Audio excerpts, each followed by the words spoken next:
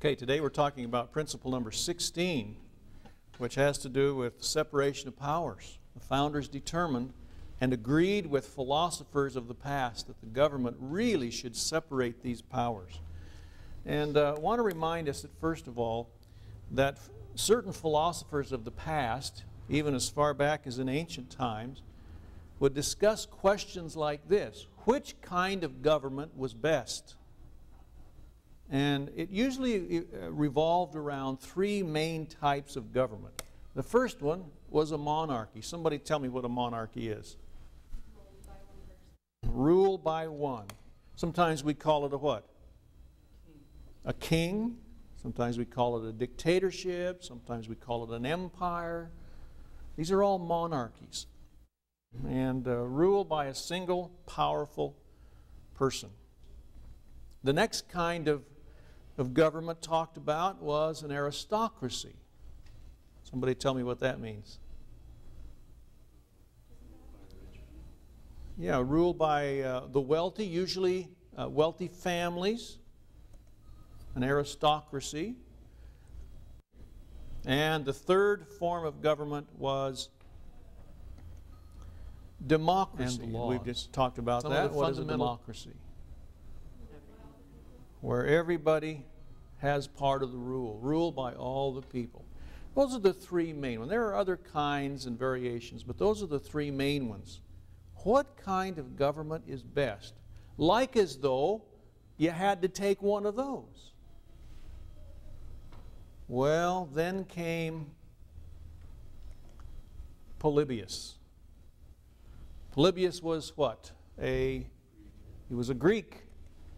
And he lived between the years 204 and 122 BC. And when Rome conquered Greece, they took Polybius back to Rome. And as you may know, the Romans allowed their conquered people to have a certain modicum of freedom. And so Polybius was allowed to do a lot of things.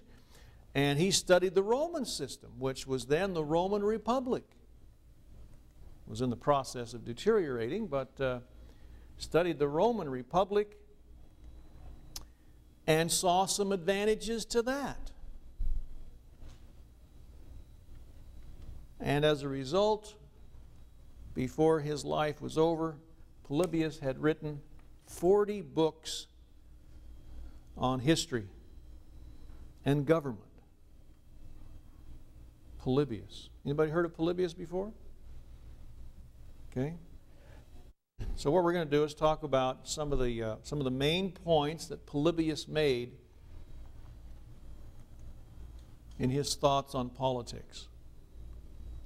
First of all, Polybius says you don't necessarily have to just choose one of those ideas, one of those forms of government.